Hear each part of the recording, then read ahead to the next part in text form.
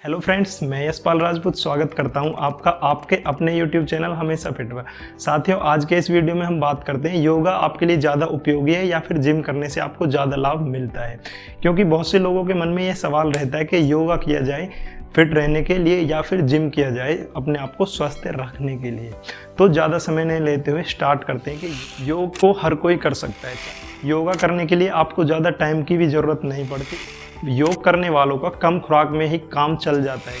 फेफड़ों की कार्य क्षमता बढ़ती है क्योंकि फ्लेक्सिबल होगा। जितना ज़्यादा आपका मेरुदंड फ्लेक्सिबल होगा उतना ही ज़्यादा आपकी ऊर्जा बढ़ेगी, आपका यौवन बढ़ेगा। आप ऐसे बहुत से असाध्य रोग हैं जो योग से सही हुए हैं। मन तथा इंद्रियां आपके वश में रहती हैं। तो चलिए स्टार्ट करते हैं।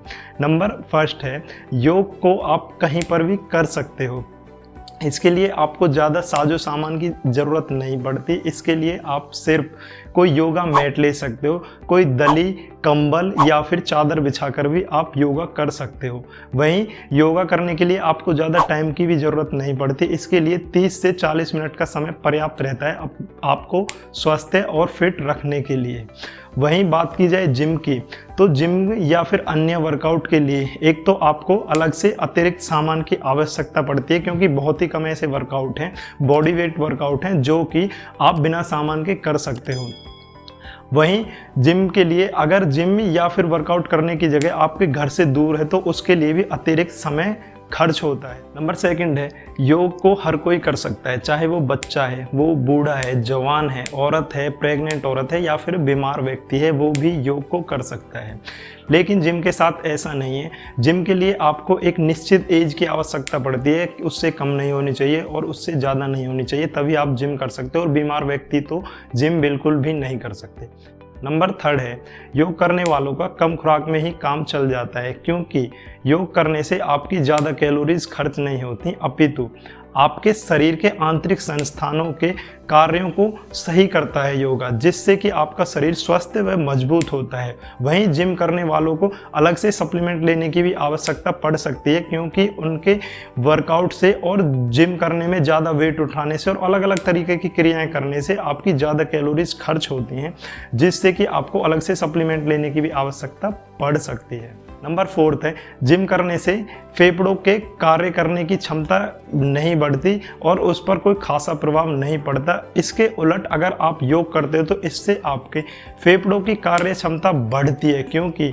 योग करते टाइम पर हम धीरे धीरे और गहरे सांस लेते हैं, जिससे कि फेफड़ों के हर एक हिस्से तक पर्याप्त मात्रा में शुद्ध हवा पहुंचती है और इससे आपकी शरीर की शुद्धि भी होती है और बॉडी के हर एक पार्ट तक पर्याप्त मात्रा में ऑक्सीजन पहुंचती है।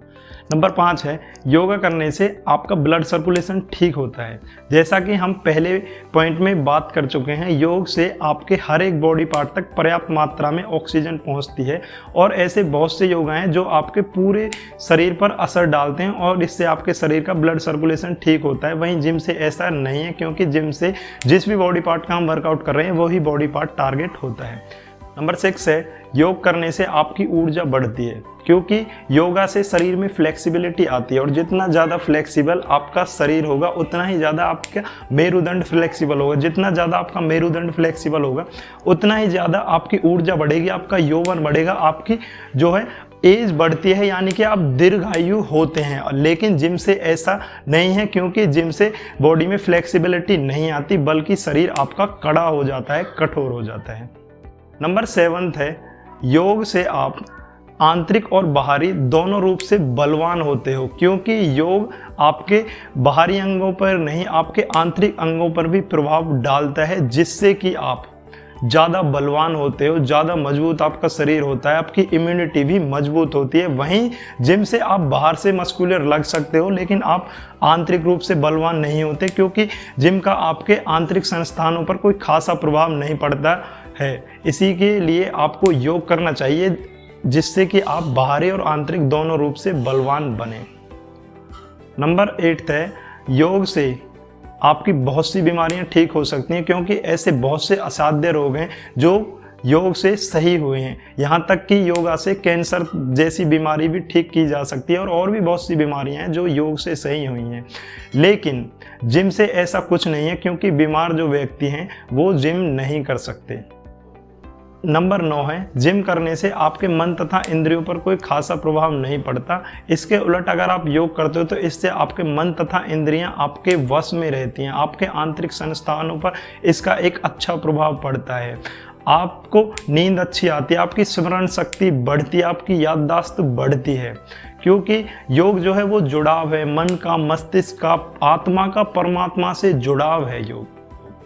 नंबर 10 है, योग करने से चरित्र निर्माण भी होता है। इससे आप अहिंसक होते हो, क्योंकि योग की सभी क्रियाएं धीरे धीरे की जाती हैं और इसका ध्यान रखा जाता है, अपने प्राणों का ध्यान रखा जाता है, जिससे कि अगर आप योग के 8 अंगों को सही से समझते हो, जो कि अष्टांग योग में विस्तार से समझाया गया है, तो इससे आपका चरित्र निर्माण भी होता है। इससे आप अहिंसकवादी बनते हो, आप बाहरी वस्तुओं का कोई लालच नहीं करते और आप जो है एक अच्छे व्यक्तित्व के धनी बनते हो।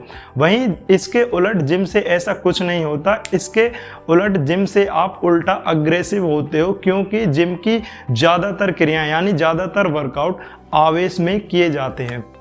तो फ्रेंड्स, आपने देखा कि योग से आपके शरीर पर क्या प्रभाव पड़ रहा है और जिम से आपके शरीर पर क्या प्रभाव पड़ रहा है। तो आप खुद तय करें, आपको योग करना ज़्यादा उचित लग रहा है या फिर वर्कआउट या जिम करना। ऐसा नहीं है कि वर्कआउट या जिम गलत है, लेकिन इसके साथ अगर आप योग को जोड़ देते हो तो इससे आपका एक तो चरित्र निर्माण होता है, आप एक अच्छे व्यक्तित्व के धनी बनते हो और आप आंतरिक और बाह्य रूप से, दोनों ही रूप से आप बलवान हो जाते हो। तो फ्रेंड्स, आप अपने रूटीन में योग को जरूर ऐड करें। वीडियो में दी हुई जानकारी पसंद आए तो वीडियो को एक लाइक कर दें, चैनल को सब्सक्राइब कर दें ऐसी ही इंफॉर्मेटिव वीडियोस के लिए। मिलते हैं अगले वीडियो में, तब तक के लिए करें योग, रहें निरोग। जय हिंद, जय भारत।